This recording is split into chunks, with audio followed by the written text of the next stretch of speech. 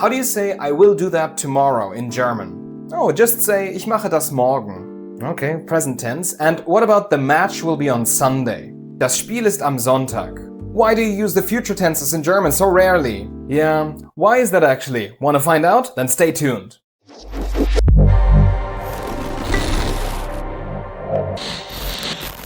Tahan alle! My name is Florian, I've been a German teacher since 2018, and the number of times my students have asked me to clarify when we actually use our future tenses has to be in the hundreds. So this is exactly what I'm going to cover in today's lesson, so buckle up and let's jump right into it. But before we start conjugating, here's a little reminder of why I said what I said in the intro. In my video about Präsens, the present tense in German, I mentioned this. Number 4, the present tense in German can be used for certain, planned, or expected events in the future. But wait, the future, you say, isn't that what the future tenses are supposed to cover? So if that's true, what's the point of a future tense then? Well, before we get into that, let's take a look at how the first of our two future tenses, the so-called Futur I, is actually constructed. And it is here, my dear English-speaking friends, where one of the biggest false friends of all times is buried.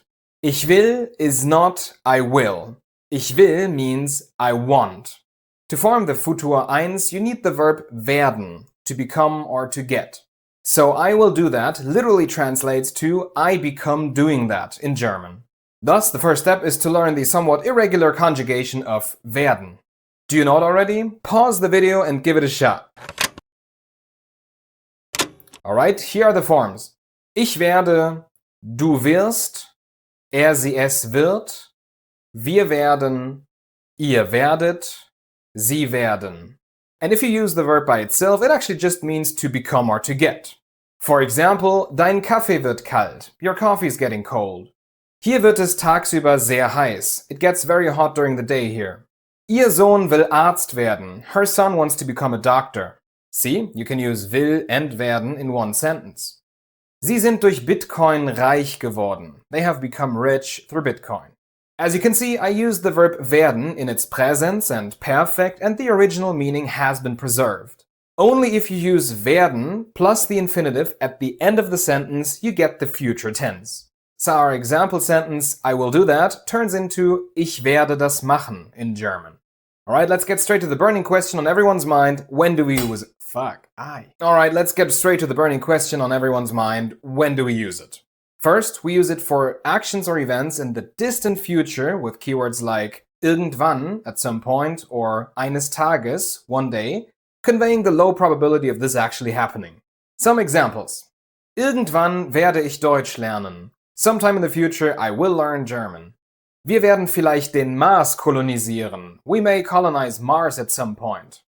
Das wird niemals passieren. That will never ever happen. Eines Tages werde ich ein berühmter Regisseur werden. One day I will become a famous director. Oh hey, did you catch that? Ich werde werden. I will become. Yeah, that's actually a thing. The first werden is responsible for the future tense, and the second werden keeps its original meaning, to become or to get. Don't confuse it with ich will ein berühmter Regisseur werden, though. That one means I want to become a famous director. Second, we use the Futur I for ongoing processes in the future, so something along the lines of I will be doing something in English, so the simple future progressive.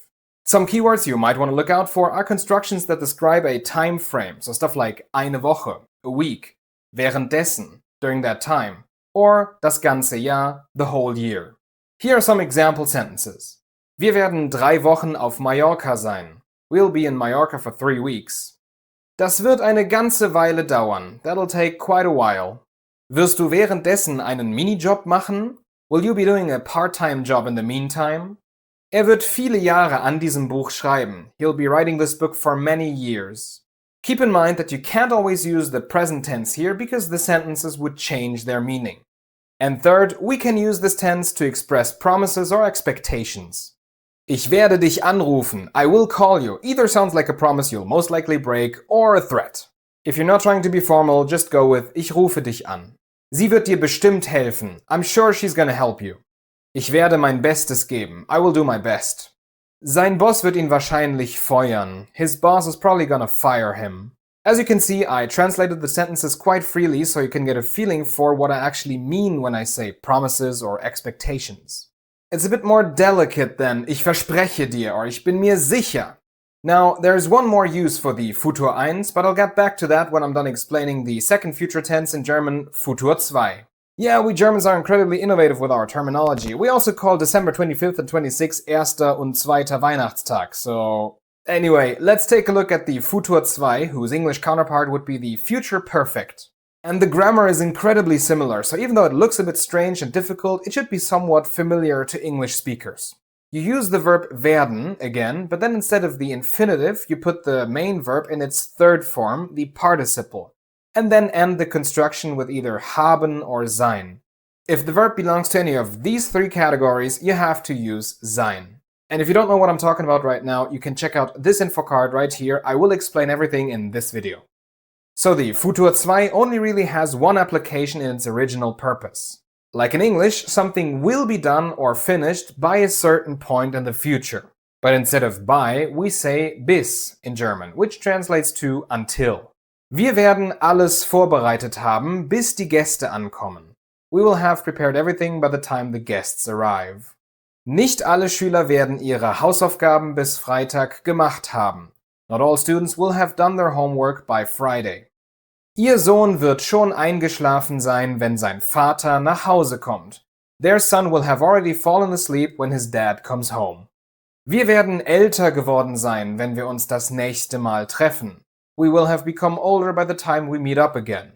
Okay, quick reality check. This stuff is super useful for language exams or poetry, but it's almost never used in real life.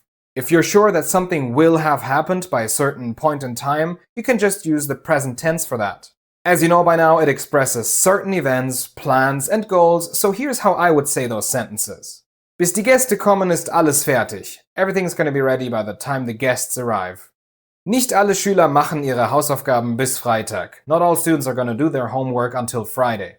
Ihr Sohn schläft schon, wenn sein Vater nach Hause kommt. Their son is gonna be asleep when his dad comes home. Wenn wir uns das nächste Mal treffen, sind wir schon alte Säcke. By the time we meet up again, we'll be old farts. Alright, the last one might be a bit over the top, but you get my point. Now, here's where things get weird. Remember when I said there is one additional use for the Futur I? The same is true for the Futur II.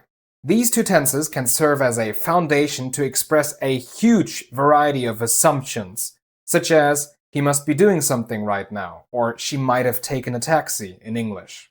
Futur I is used for assumptions in the present or the future, and Futur II for assumptions in the past.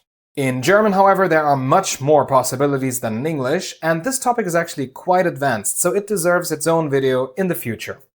Whenever that video is ready, you'll find the link to it in the description, or you can click on this info card right here. And there you have it, the two future tenses in German. Thank you so much for watching. If you like this type of content, make sure to like and subscribe and drop a comment whenever you have a question regarding this topic.